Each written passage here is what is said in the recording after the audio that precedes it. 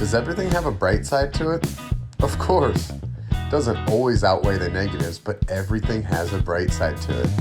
This makes happiness a choice. And here we say that the discipline of being happy is the ultimate discipline. With that said, welcome to the Ultimate Discipline Podcast, where we meet with people who are practitioners of this exact discipline, and we hear their cool stories of cultivating happiness through challenges in their life. I am your host, Sean Greenspan. Let's get to it.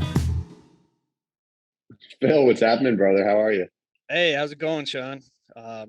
Thanks for having me on. I'm excited. Yeah, man. And I'm driving up to your old stomping grounds through Madison. Basically, right after this, we're camping out tonight, and then I have that ultra marathon tomorrow. You do a lot of camping, right? Yeah, I love sleeping outside. We just decided, me and my girlfriend, that we're gonna camp the night after too, because I was like, after you run that much, like, I don't know, it's just like laying outside and doing nothing for the next 36 hours sounds amazing. Yeah, it's like a lot of these the bikers and whatnot. That's kind of where grounding got started, where they would ground, in between their days of racing and find it Really? helped with recovery. That's kind of the first time I heard of it back, like 10 years ago. Was that just for performance and lowering inflammation, just getting out. And they're like, I think they're camping or they're in the back of a truck, like Yeah, these long races, and part of that is just grounding. That's the first time I heard dude. of it. T- tell me a little bit about grounding, because I know what I know about grounding is it gets you in touch with the earth's energy, and that is about all I know. I think I know we build up. I'm gonna fuck this up. We build up like negative energy in us or So whatever, and it then the would earth be, like neutralizes it, right? yeah, it would be positive charge, and then the earth is negatively charged. So you'd be getting electrons through the ground. And I've heard that explained to why but it has something to do with how the sun hits the earth and Yep. why it has a negative electrical charge. Uh, it's becoming a lot more popular. It's kind of cool to see like it become mainstream. But yeah, I sleep with grounding cord. Um, I think it helps, but it's hard to measure that kind of thing.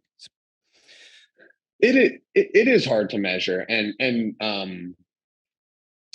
I think one of the things that it requires to measure it is to have crazy dialed in, awareness and good intuition, right? Yeah. Um, and also, it's almost funny, like, and I know we're in the marketing space, and it's similar to like marketing in a way that you do need to, like, some things have specific ROIs that you can measure, and some things you just know they're good. They're good. You're definitely sure they're not bad. And if the overall outcome is a healthy, energetic person, then may as well keep it going. Yeah, exactly. So my brand or my company is Waken, which stands for We All Know Nothing. And really that came from a place of, you know, experimenting with a bunch of things and changing my opinions on so many things. And I used to be so hard on diet and food, and even, I was like low fat, high protein, probably back in like high school and whatnot, and then completely got my world flipped upside down when I learned about, the benefits of fat and whatnot, probably like 10, 12 years ago. And from there, it's just like diving deeper and deeper. You just learn how insanely complex things are.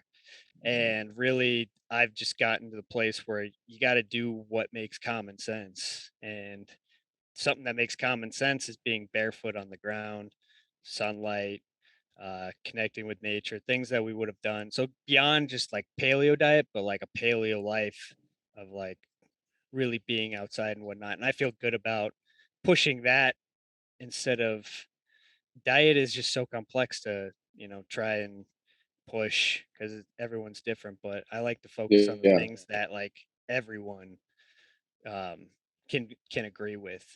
Yeah. And it's the simple stuff.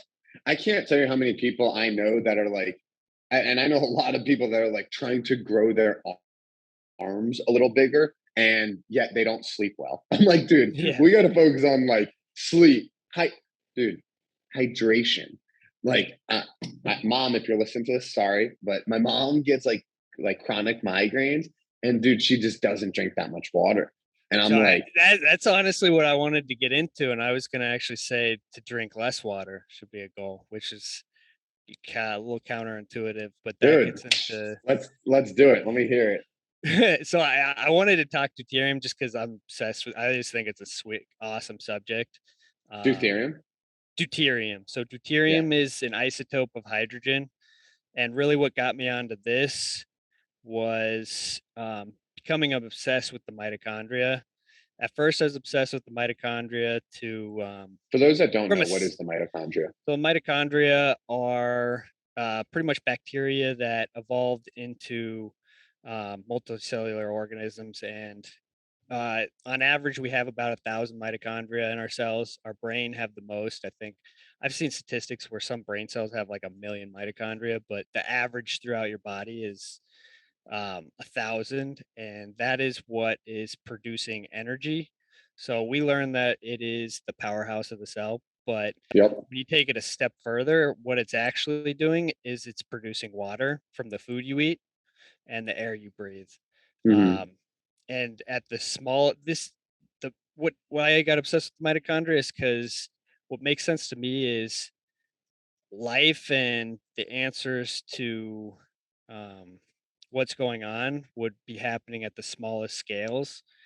And to me, that seems like the mitochondria in the mitochondrial matrix. So this stuff's real complex. Uh, what the mitochondria are really doing, though, is recycling hydrogen. And there's different uh, isotopes of hydrogen. So the main one is protium, which is light hydrogen. And then the other one, Hmm. which isn't as common, is deuterium. And deuterium is the heavy isotope of hydrogen.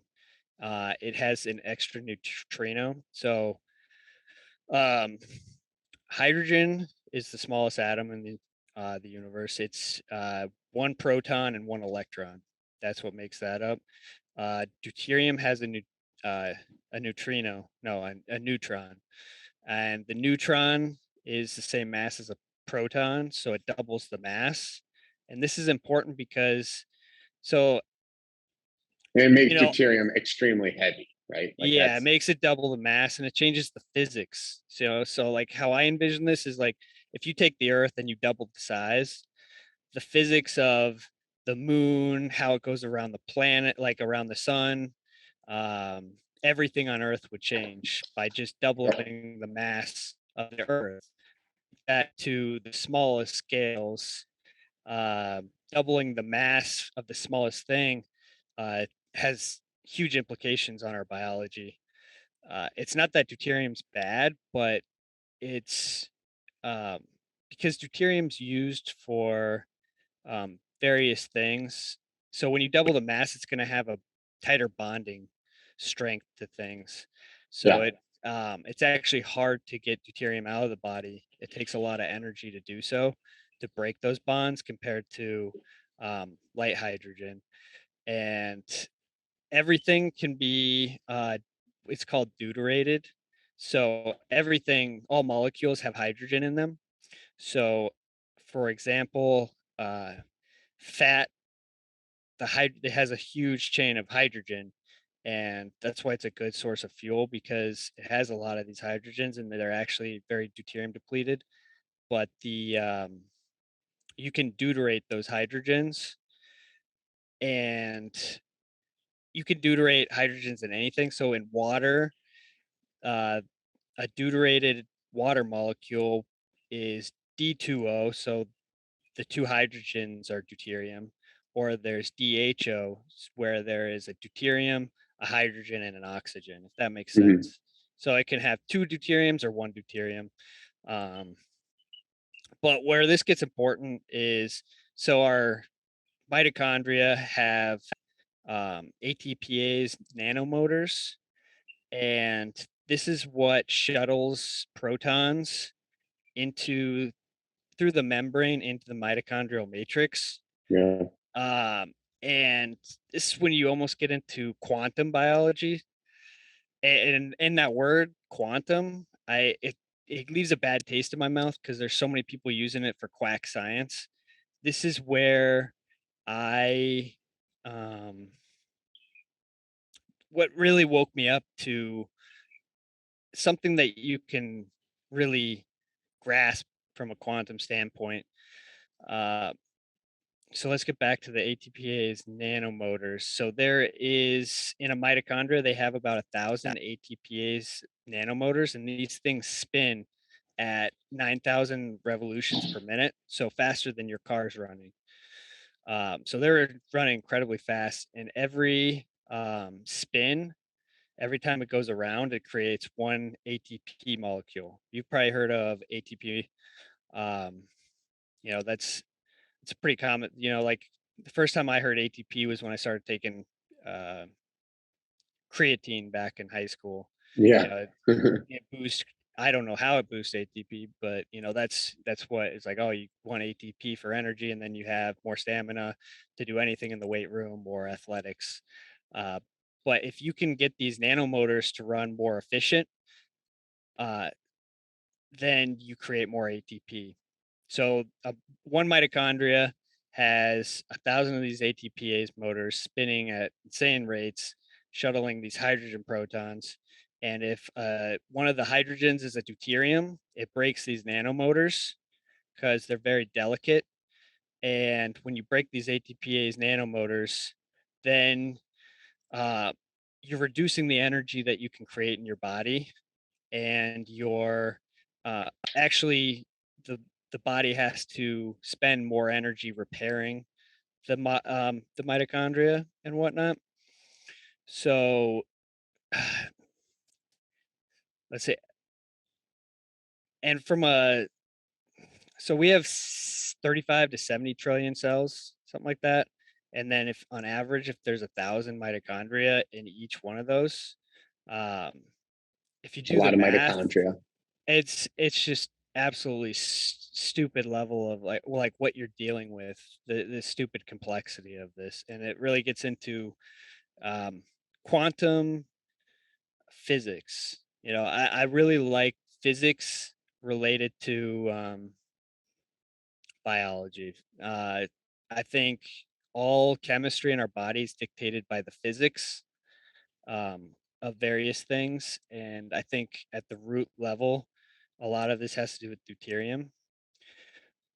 But I guess this is a hard subject to explain. Oh yeah, So it's deep. It's deep. in the water that we drink, um, so ocean water is 155 parts per million. That's the highest water, deuterium. Like so, ocean water is not good to drink, even if you desalinate it. It's going to be high in deuterium. Rainwater is going to be some of the lowest. So there's like deuterium in our water cycle is tied to um, the sun, altitude, latitude, which I find kind of interesting. Latitude. So the lower the latitude towards the equator, you're going to have more deuterium in the water cycle. So the fruits and veggies, everything that's getting that water, are going to be higher in deuterium. But really, and closer to the coast is also, I guess, going to be higher in deuterium. If you're in the mountains or you're drinking um, water from northern latitudes, it's going to be lower in deuterium. I mean, just from like the most like common sense layman's like Mhm. understanding of it, right? You think about where people always talk about water. Generally, places not close to the equator, high up in the mountains, right? Water from the Alps or spring water from Maine or whatever. Yeah, yeah. And the water I drink is from glacial aquifer. That's kind of what I look for. You can get your water tested, but it's kind of expensive. And you can also buy deuterium depleted water. Most of it comes from Russia. What actually got me started in this was being fascinated with how, um, actually going into space, the astronauts. So the guy from the US who spent a year there came back an absolute mess. And that was the record for US. astronaut being in space, but the Russians have absolutely slaughtered. I think they've been up. They've had an astronaut up there for like over 2 or 3 years, and Hmm. they're And you super think it just comes into. down to the water they Yeah, were I think drinking? they're drinking deuterium depleted water. I think they were further ahead of us, and Can they've been you into this for a deplete the while. water? Can you deplete the deuterium in water? Like, It's real expensive, and that's what makes deuterium depleted water expensive. So, I did do an experiment of drinking deuterium depleted water where I took it's so a brand I use is Light Water, LITE water. yep. Um, and a bottle of it I think comes out to be like 20 or $30.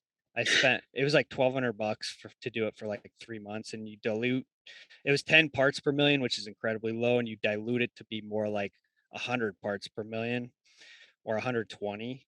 If you can get drinking water that's under like 140, 130, that's I think it'll make a big difference. Is But it tangibly like? Do you think drinking deuterium depleted water would drive like tangible change that you'll see in your I life, or think, is it? yeah, I think it has an effect on everything because when you can increase, I think it has one of the biggest impacts on mitochondrial function, which drives everything from hormones to energy to, I think the biggest focus and tangible result you will see is they're using it to cure cancer in like dogs, mostly in Europe. I think they're really using and prescribing deuterium depleted water. Yeah, It's interesting. something you got to be kind of careful with because you don't want to go too low. So there is cautions with using it, and someone our age being healthy, I don't think deuterium depleted water is really going to help you. Well, it's probably like not worth it right now. No, it really what I want to message or get out is um, doing things that naturally lower deuterium instead of spending a lot of money on water or focusing on. Yeah. But Let if let you let's talk so about that. yeah, so things that are low in deuterium would be like leafy grains, fats, pretty much anything that I guess it's hard to say what's healthy because everyone's got their own opinions. But like hydrogenated fats, Yeah. everyone can agree that those are bad. You know, that's where they're taking and they're bubbling hydrogen gas through fats to give them long shelf lives for like Twinkies and stuff and processed foods. And that stuff's super inflammatory. But a aspect of that is they're up in like the 200 range of parts per million with deuterium. They're one of the highest foods. Next to that would be sugars. So like fruits and stuff are going to be higher, but that doesn't necessarily mean you need to. But that leads me to believe that it is important to eat a seasonal based diet. And if you really want to get into diet, I would say eating stuff that's local to your environment is good, um, and would be the best. So Yeah. for me in Minnesota, that would mean eating primarily fat meat, egg yolks, fish, things like that in the winter. And then in the summer, I'm getting a lot more sun. And I think part of being able to get rid of deuterium is getting sunlight because sunlight interacts with water molecules and vibrates the bonds in the hydrogen and oxygen. And you can in the summer it might you're gonna be able to handle more deuterium than Well, you would let's in talk the about winter. light. I Yeah. know light's a big thing for you. So you came to my house and you saw, I got only red lights in my house, kind of out in the country, no artificial light. So I'm obsessed with um I got into light because of the mitochondria in a lot of ways, Yeah. where it was like started with, blue blockers, blue blocking glasses. It's becoming a lot more popular these days. And the reason I got into that is melatonin and sleep. But when you dive deeper into, um, so let's say, so what I tell people for health um, is to get out at sunrise or as soon as you can get out in the sun, and that sets your circadian rhythm. But beyond that, you're also making melatonin. Our eyes loaded with aromatic amino acids, which um, are photon traps for UV light.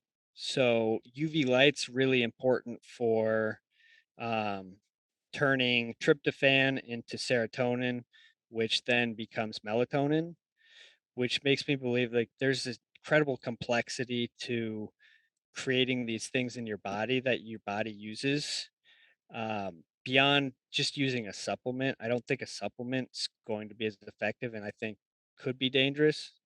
I don't personally take any supplements because supplements tend to be high in deuterium and they can screw with um, endogenous mechanisms, so things we make internally. So melatonin is one of those things we make. So I don't think it's a good idea to supplement, but I think melatonin, if you were to boil down um, things to its basic level, melatonin is so important for the mitochondria because Hmm. at night we use it to repair the mitochondria. It controls apoptosis and autophagy, and it's somehow tied to our immune system and shaping our immune system. And this all happens from our sleep. But if we are exposed to artificial light after the sun sets, we are disrupting that melatonin release that we made during the day. So you need to get out in the day. So if you're working a desk job, I would get out, once an hour and take your sunglasses. Never wear sunglasses. That's my opinion. I think sunglasses are bad for your health because the eyes are like the gateway to your brain, which is where your suprachiasmatic nucleus, which is the master clock in the hypothalamus, and that controls billions of peripheral clock genes throughout your body. So I think everything in your body is tied to a circadian rhythm, and at every minute, every day, your body's shifting and doing something different. And I just want to do what's as natural as possible, and that would be um, to be outside and connected as much as possible to the sun.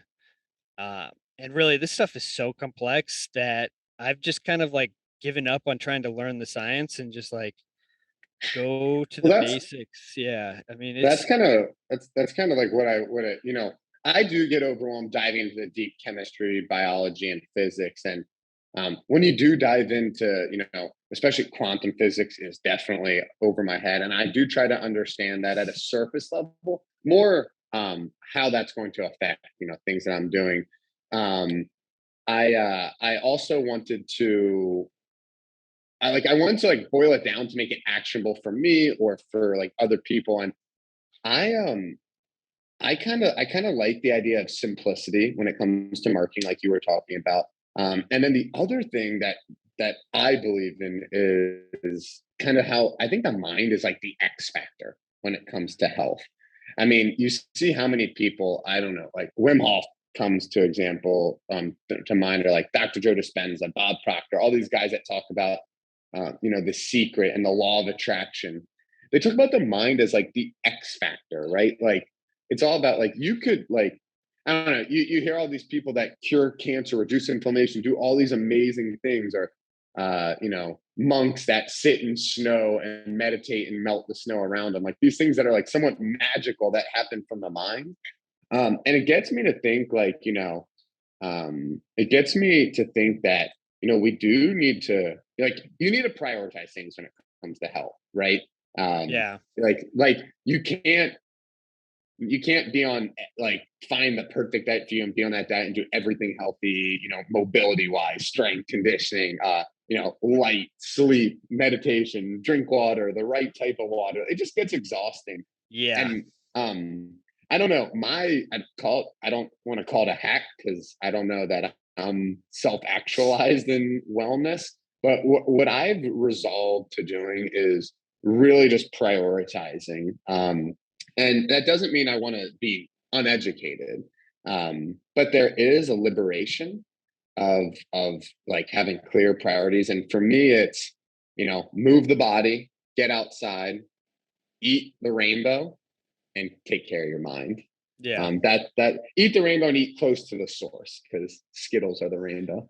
And what you said with the mind is like, the placebo effect is so insanely powerful that if you do worry about these things too much, you can screw yourself up by just being worried about, EMFs, or, oh, I got exposed to this artificial light and now it's going to disrupt my night, and it mentally messes you up and you can cause some of these things. So it is a slippery slope of like getting too deep. So a lot of people into this light stuff are too concerned, they're really worried about EMF, um, or light and whatnot. And you got to almost take a stance of being relaxed, like knowing how powerful the body is to overcoming, being exposed to pesticides or being exposed to um, EMF or any of these things.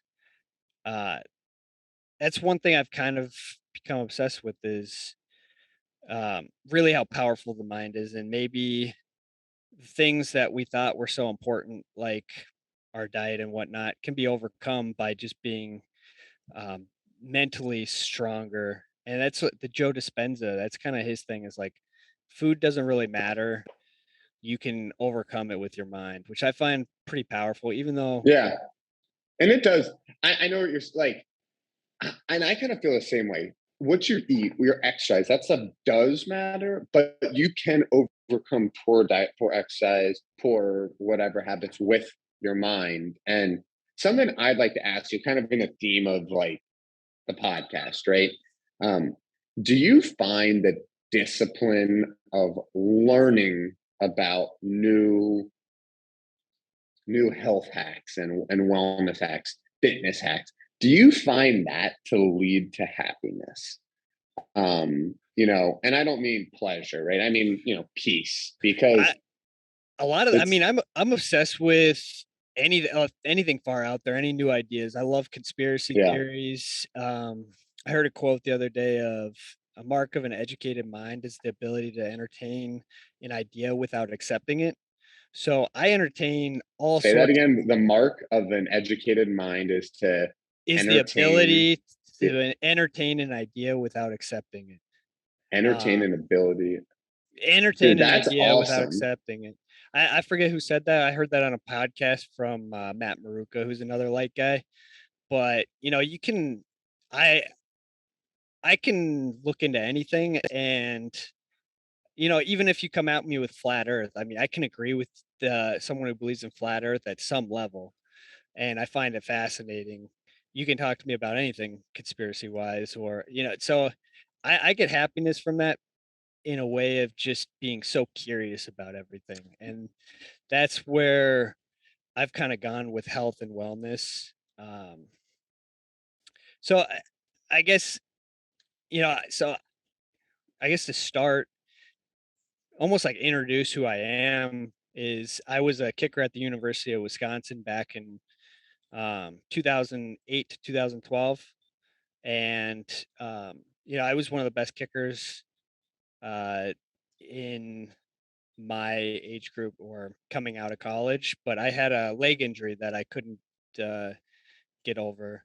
I think it had something to do with taking a floxin or a fluoroquinolone antibiotic, and that's high in fluoride, and it causes issues with tendons, muscle. There's a lot of sports injuries due to antibiotics that people don't even know that they got. It's called being floxed, or but it can really screw people up. Um, and that really dove me into just health and wellness. The biohacking was kind of getting going at that moment, like Dave Asprey and Bulletproof. Um, and it wasn't even like it was about getting better, but a lot of it was just my obsession with helping other people too. Cause um I used to be the person who would send people a huge list of supplements on how to get better. They'd be sick with something, and then I'd be the guy who's like, "Oh, take this supplement." I was just a supplement junkie. I don't know about you were a football player too, but I just loaded up on supplements, and it was almost like a self-experimentation from high school through college, just trying to get as much muscle on as possible.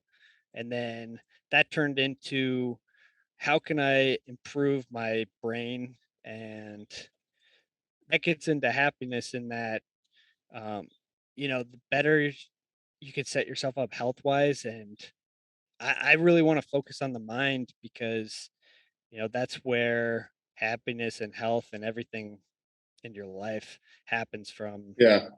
And It, that's where I got into mitochondria, because the brain is the most energy intense organ, and it's super yeah. dense in Well, dude, mitochondria. you're a curious man. You're a curious man. Yeah. And curiosity is beautiful. I think it's one of the most valuable things that we can have because it drives true healthy growth. Um, Going back to what you said about supplements, you're the guy that said, "Hey, these are the 20 supplements to take." I was always the opposite. I didn't even take protein powder, man. When people said, "What do you take?" I say Chick-fil-A. Not to say that Chick-fil-A is healthy, but I do love Yeah. Chick-fil-A. Um, I I've always kind of had that. So I'll tell you, like, you said you like far out stuff. I'll tell you like a weird story. Right here on like the inside of my knee, I grew to be 6'2" at 14, so I Oh, had wow. growing pains. And I right here, I had really, really bad pain. Um, and I went and I put like magnets on my knee and like all that stuff. And dude, it was like the doctors were telling me shit, and like dude, I was like, at this time I was like 9 years old, like, so Mhm. I didn't know anything. I just did whatever.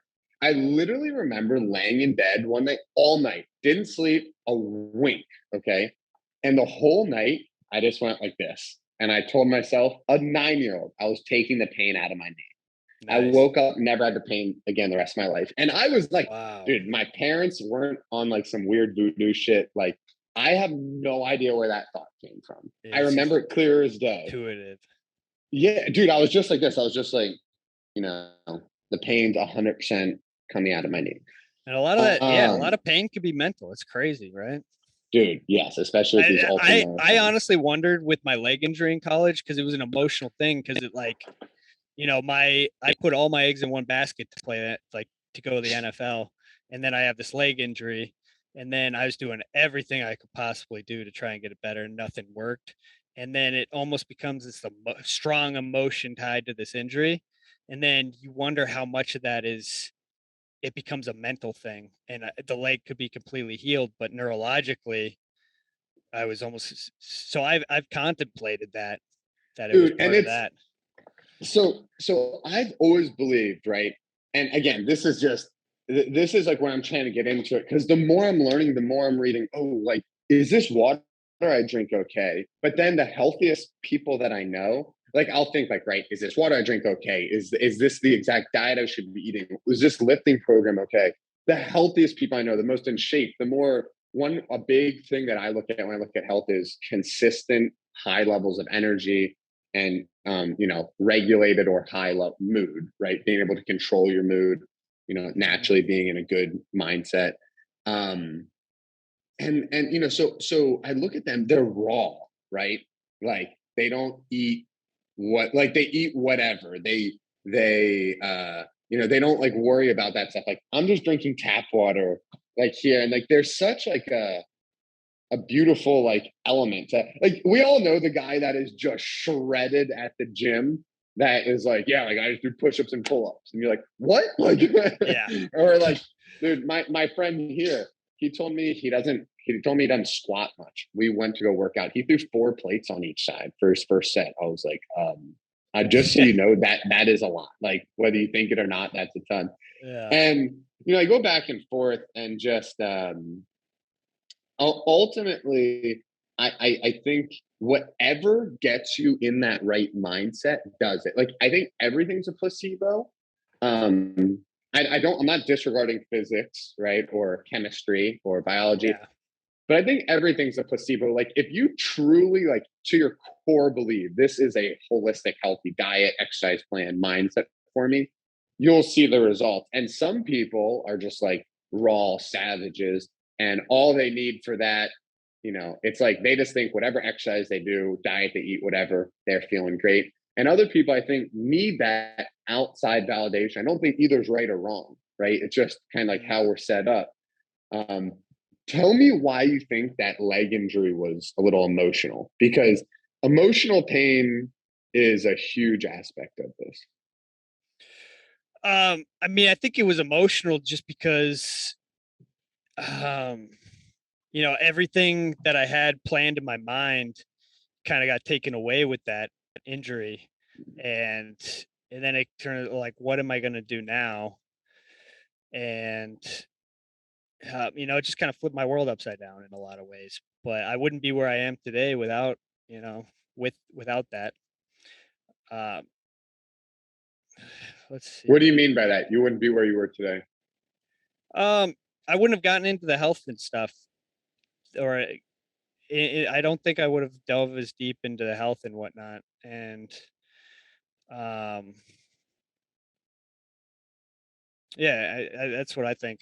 That's where it sent me. I would have been maybe in the NFL, and then gotten money, and you never know what that does to your ego and what direction that sends you. And I'd be a completely different person. I like to Right, think I don't want to change anything, so I'm happy where I'm at. Um, no matter what happened, things happen for a dude? reason, and you go with the flow. Let me tell you something that was pretty wild that happened yesterday. Because I love what you just said, right? Like going to the NFL, that sounds great. There are people that get that, signing bonus, go blow it, and it takes their life in a negative trajectory. I met this guy yesterday. So actually, I kind of want to give you the whole story of the afternoon yesterday. I got my work done at like 4, and I was happy, kind of early in the afternoon, had a good day ahead of us.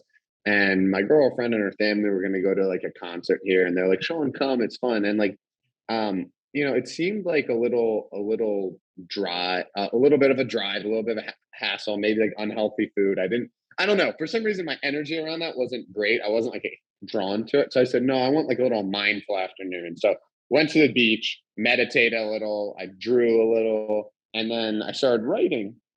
And when I was walking back, I see this guy who has stacks. And when I say stacks of journals, stacks with a stack next to him. And he was reading it so intimately to this woman. And the guy looked crazy. Okay. Like he did look crazy. And I said, what are you reading, man? And he was like, I'm glad you asked. He's like, I actually just got out of prison and I was locked up for 27 years. And I'm reading my writings that I wrote to my wife over the last 27 years.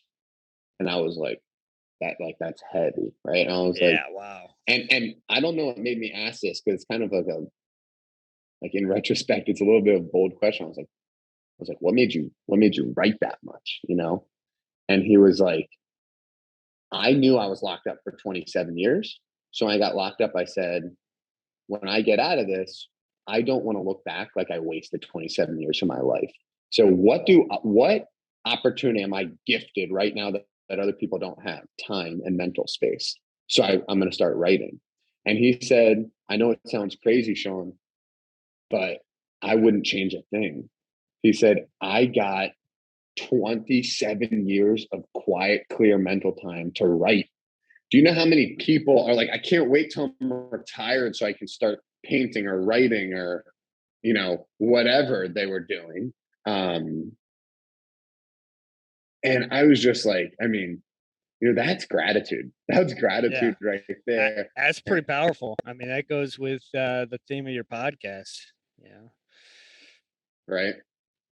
Yeah. It's pretty cool. I mean, dude, I think about how many people, there's a lot of people I know that complain about work, and then they spend their afternoons maybe not doing something bad, but maybe just watching Netflix and kind of like doing some like chores, maybe not in a highly efficient manner and that don't really need to be done, kind of like, oh, go to the store, like whatever. It's like if time is what you want and what you like are craving, like value it, and don't value it because you tell me you value it. Show me you value it, right? Like think about how you can do things efficiently, prioritize things. That's something I'd like to ask you, if you don't mind. It's kind of putting you on the spot a little bit, but I'd like to know like what are some of the things that you prioritize with your time, and to ask that question a little more specifically, like I'm talking free time. Like at work, right? You get like, you're an entrepreneur, you get to choose how you spend your time. Like Mhm. when you're not working, like, yes, doing cleaning the house is can be a valuable task, but is that a priority? Like what are some of the things, like when I just say like, what are you doing with your free time? Like what do you prioritize? What comes to mind for you? Um, so I had a kid about 2 years ago. He's about two. I've really focused my attention and time on him. Uh, I, my wife is, works full time, but I mostly watch him. And, right now it almost is like my life's dedicated for probably the first 4 years of his life, because I think those 4 years are just so crucial into doing everything possible to have him, you know, grow to be, um, the best human he can possibly be. And a lot of that, ties into how I want to spend my time is outdoors in the sun in the summer or winter. I think that it goes further than uh, anything. I think what I want to tell people is to get off of technology. We waste a lot of time on scrolling on social media, watching Netflix. Um, and when you can take breaks from technology and get outside, time seems to change. So, one thing I wasn't good about waking up with the sun. I've been waking like an hour late, and the past 2 weeks I've been waking up with the sunrise, and it completely changes my entire day. So now the first 3 hours of my That's day the beauty are of sleeping outside. yeah, exactly. You wake up with the sun, and You got no choice. I tell people I try to replicate a camping trip because that's when people feel the best. And a That's what your lot of house is that, like. yeah, exactly. So a lot of that is you wake up with the sun, you go to bed with the sun, you're outside all day, you're around trees and nature. But I think a big aspect of it is the sun part, and just being outside that first like hour or two. Like I sat outside today and watched the sunrise for an hour, and that just sets my day up. Some people don't want to take the time to do that, but Yep. they'll waste their time in some other way and say they don't have time to do that. Dude, So what we put our priorities on. I'll leave you with a quote here that I just love, from a book called Thinking in Systems. So first, when I say systems, everything's a system, right? Your body's a system. Your body's made up of systems: the cardiovascular system, the nervous system. Relationships are systems. Your house is a system. Your house is made up of systems, plumbing, electrical systems. Have feedback loops. They have inputs. They have outputs. And I heard the goal of a system is not what its stated goal is verbally, but what the likely outcome of its actions are. And I love that, because do you know how many people say, "Oh, I love getting time outside"? It's like where I live right now, like for this month in Wisconsin, there's a Lake Michigan, a quarter mile away from me. You can see a sunrise every morning. I understand that people say that's their value, but the sun rises at 5. You don't have to turn the news on in the morning. You can go watch the sunrise. And this is where it comes to priorities. There's nothing wrong with watching it. Well, let's pretend there's nothing wrong with watching the news. I personally do think there's something wrong with watching it, but let's let's yeah, let's take respect the hundreds of millions of people that watch it and say it's a good thing, right? There's nothing wrong with it. But what if you could, like you can't do both. So like live by your priorities. And it's hard, we don't have like a T chart that shows us every every option we have at every moment, what we should do. But I'd love if people were a little bit more aware of kind of like their actions and really tried to live by what they believe in. Hmm. Exactly. Yeah, I Yeah, like that. Um,